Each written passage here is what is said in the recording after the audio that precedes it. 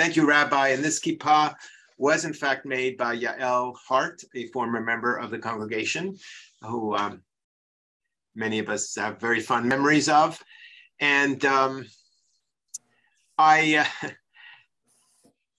Breshit, all the parshiot are so loaded with wonderful narratives and lessons. And I actually love Noach, today's parsha, largely because of the Tower Bavel story, because I love words and language, and immediately thought of that. And I reviewed my notes and realized that last year I gave a Dvar Torah here on the Tower of Bavel. And I have to admit, for a nanosecond, I thought, well, I could just do it again. No one will probably remember, but I'd remember. So what I'd like to do in these 10 minutes or so is take a step back, look at a macro view of what do these first two parshiot culminating in Noach, these 9 chapters of Breshit, tell us about our vision of our God. And my hypothesis is that they show us that our God is an inductive empiricist, not deductive, meaning there's a grand plan that is just masterfully carried out, but inductively build from the ground up through trial and error. You have to hold this door open. You can hear what's going on. I'm hearing background noise. I don't know what's going on, but okay, try to ignore it.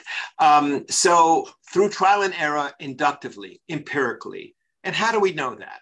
Well, from the very first verses, in fact, verse 1 of Breshit, chapter 1, verse 3, the first act that God does is Vayomer Elohim Yehi Or Vayihi Or, and God said, "Let there be light," and there was light. But what is the next verse? The next verse is Vayira Elohim Heta Or Ki Tov. Oh, and God saw that the light was good. That worked. Terrific. Well, let me try this. And then God created sky and dry land, and Vayira Elohim Ki Tov. Yes, that also was good. Let's keep going. God was emboldened as an inductive empiricist to keep going because these things were working and they were good. To the point that by the 6th day, which is really a summary of all living things, God, Vehine Tov Me'od, God saw it was very good. And so God rested.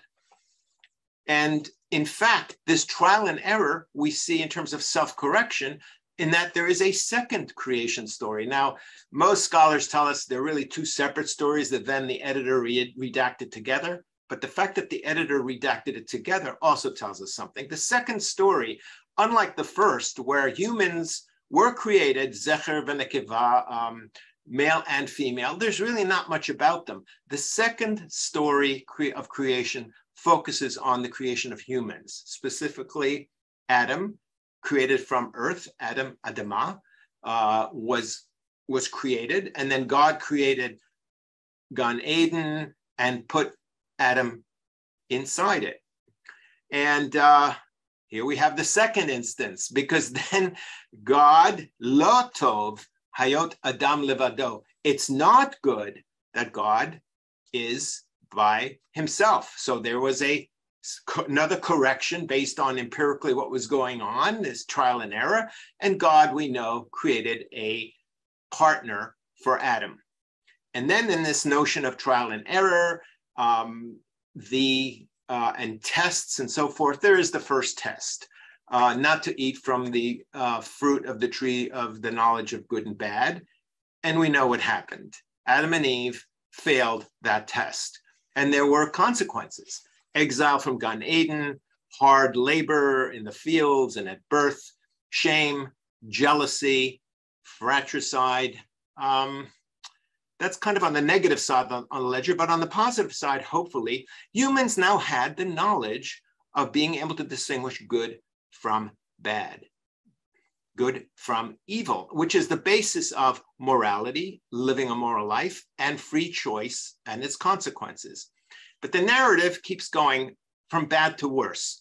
There's the Nephilim, which are giant sons of God, whatever that means, we don't really know, who came to earth and impregnated human females. Another thing that wasn't so good, so God decided to limit the lifespan of humans, which were then about 800 to 900 years in many cases, to 120 years. And since Hal Gottlieb is in the Zoom, I want to make a little sidelight here and say, as he well knows, Bob Dylan's latest book of Midrash argues that Little Richard's long, tall Sally was in fact 12 feet tall and was a descendant of Nephilim. So perhaps they weren't all destroyed.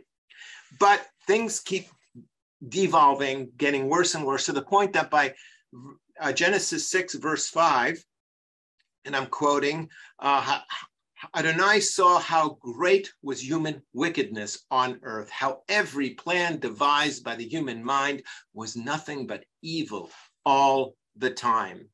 And in fact, God regretted, the next verse tells us, ever having made humans, and his heart was grieved, sorry, pained. And so what did he do? God hit the proverbial reset button and decided, I'm just going to start over again. This is not working. So let's try something new. He did keep a remnant, which is not really totally explained in the Pshat. And we all know, of course, the story of the flood, which is the story that most of us associate with Noah for good reason. Now, that story leaves us with two important things. First of all, after the flood is over and essentially God starts over again, God makes a covenant with Noah, a Brit Olam, as we sang in Vishamru, and that has 7 commandments, thanks to David Last for reprising that in the email to all the Torah study folks. Not to worship idols, not to curse God, not to commit murder, not to commit adultery or sexual immorality, not to steal, not to eat flesh torn from a living animal, and to establish courts of justice. And this covenant, this brit, was between God and all humankind.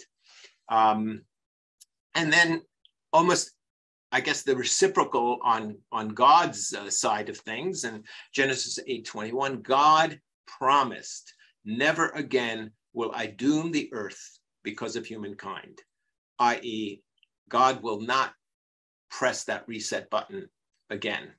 So moving forward, there are plenty of other tests and corrective interventions that the inductive empiricist God tries. Everything from Abraham and his quandary about what to do with his desirable wife when he meets leaders, that various tests of Pharaoh and the plagues, Moses raising his staff to assure Israelite victories, Nadav and Avihu bringing strange fire to the sanctification of the tabernacle and their immolation, and then perhaps the pinnacle, the rebellion of Korach and the Israelite leaders, who then were either immolated or swallowed up by the earth. And the sages tell us that after Korach, God decided never again to engage in such collective punishment. You know, it's as if God had an aha moment after a series of these tests and interventions. She realized, I can't hit the reset button. I can't engage in collective punishment. They are who they are. They've got free will, the ability to distinguish good and bad. So through trial and error, God came to the conclusion that for good or bad, she has to leave humans to their own devices. Our God learned through trial and error to become, if you will, a laissez-faire God. And personally, that's kind of what I like about our vision of our God. So God created us, created a wondrous universe for us, a beautiful earth for us to work and steward. And particularly importantly, gave us ethical and moral guidelines. The first covenant that we encounter in this parsha, the 10 Commandments, the 613 mitzvot, and so forth. So humans have the resources and guidelines to live a good and moral life. How are we doing? I kind of worry myself. So I think personally, after Shabbat is over, we all have a lot of work to do. Shabbat Shalom.